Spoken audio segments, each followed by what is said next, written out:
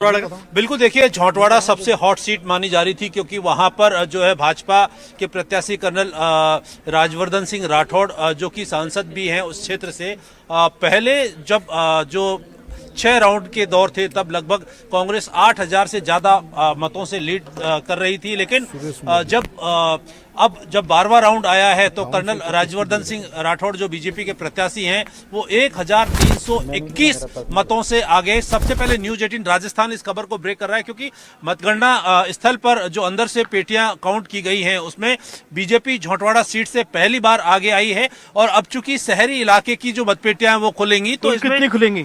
अभी तक लगभग 12 राउंड की मतगणना पूरी हो चुकी है, 14 राउंड की मतगणना होना बाकी है। तो अभी बाकी है। बगरू को लेकर के अपडेट लेकर के यहाँ पर आए हैं लोकेश हमारे साथी। क्या अपडेट है बगरू का? बगरू विधानसभा सीट पर जो है मतगणना के 6 राउंड पूरे हो चुके हैं और जो है कांग्रेस की गंगा देवी जो है दूसरे राउंड में ही जो है मतगणना स्थल छोड़कर चली गई थी।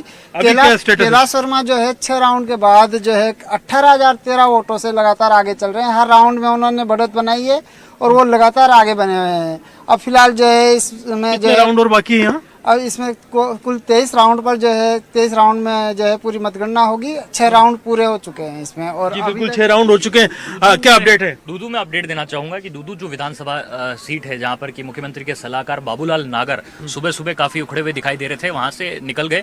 उनका जो है यहाँ पर वोट का अंतर काफी बढ़ गया। अब 18,000 वोटों के अंतर से जो है वो पिछड़ रहे हैं।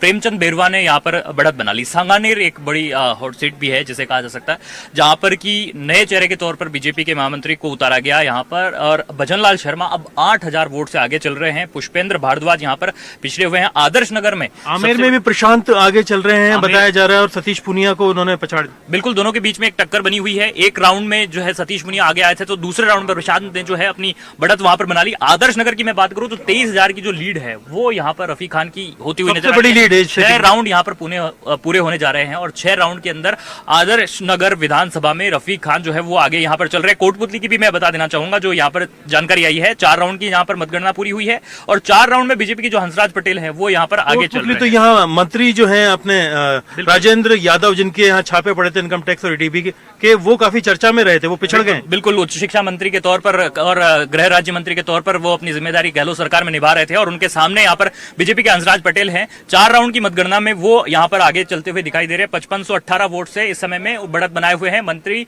समेत जो दिग्गज हैं उनके अभी कहीं ना कहीं जो है पसीने छूटे हुए हैं।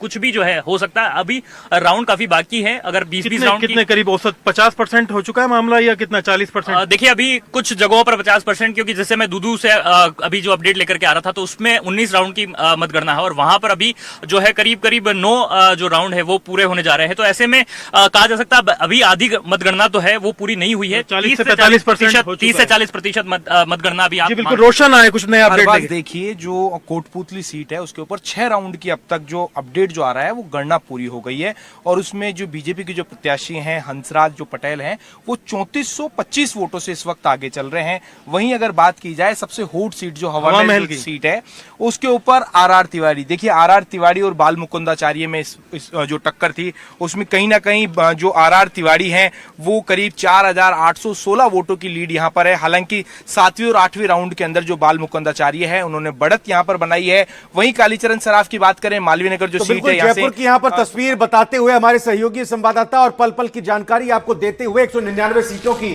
अभी का हाल अगर देखें, मेरी सहयोगी पल्लवी जुड़ चुके हैं। पल्लवी, ये रुझान क्या बता रहे हैं इस वक्त? ये रुझान तो यही बता रहे हैं कि बीजेपी को बढ़त मिल रही है और बीजेपी इस बात से रवि